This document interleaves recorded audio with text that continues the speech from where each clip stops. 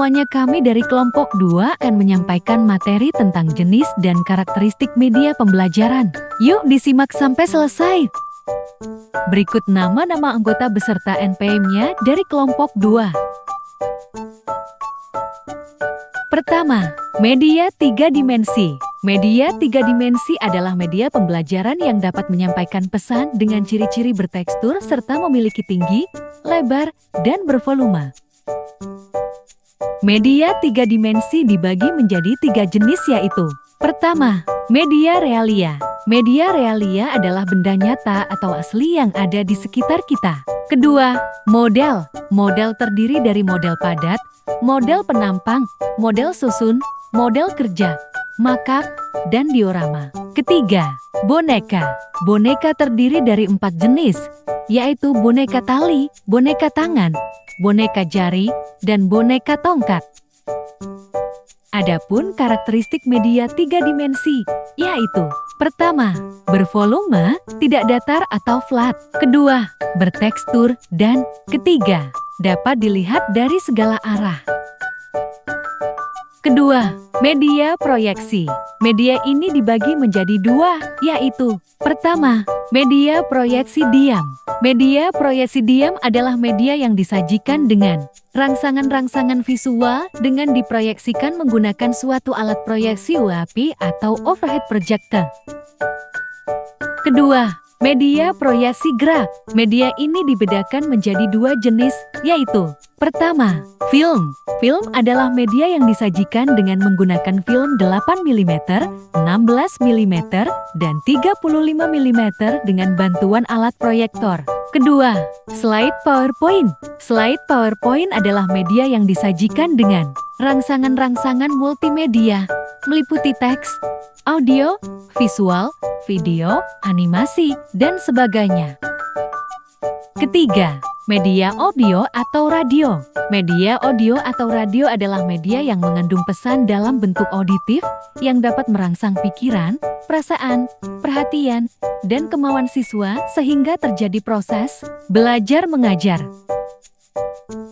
Media ini dibedakan menjadi media audio tradisional dan media radio digital.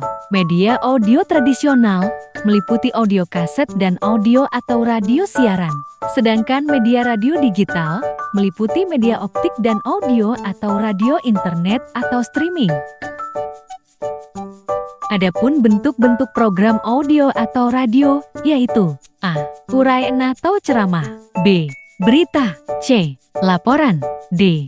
Reportase. E. Dialog atau monolog. F. Wawancara. G. Majalah. Dan H. Drama. Keempat, media video dan televisi.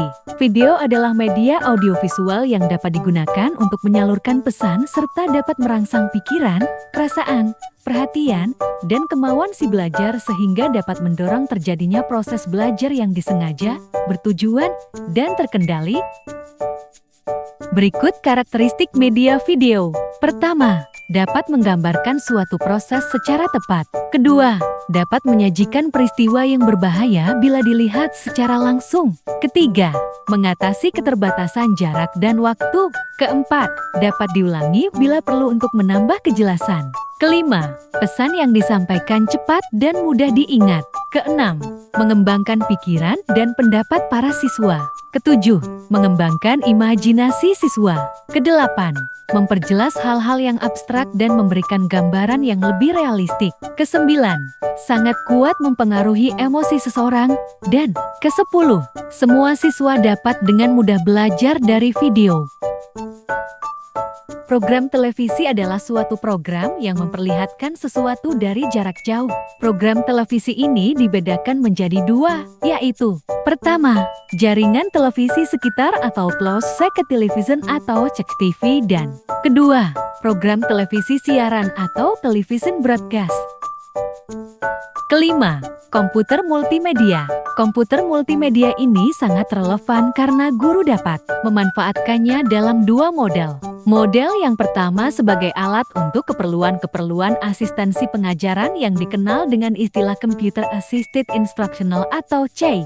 Pada model ini, siswa langsung berinteraksi dengan komputer, siswa dapat bereksplorasi ke seluruh program yang disediakan dan memanfaatkannya sebagai media pembelajaran tanpa perantara guru.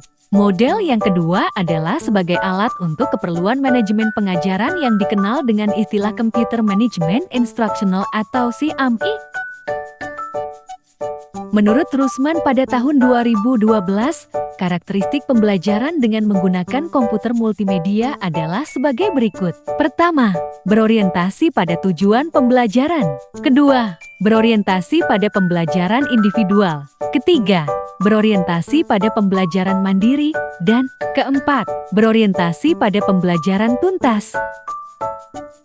Unsur-unsur pendukung yang terdapat dalam komputer multimedia, yaitu: pertama, teks, kedua, gambar, ketiga, audio yang meliputi suara, bunyi, dan musik, keempat, video, dan kelima, animasi.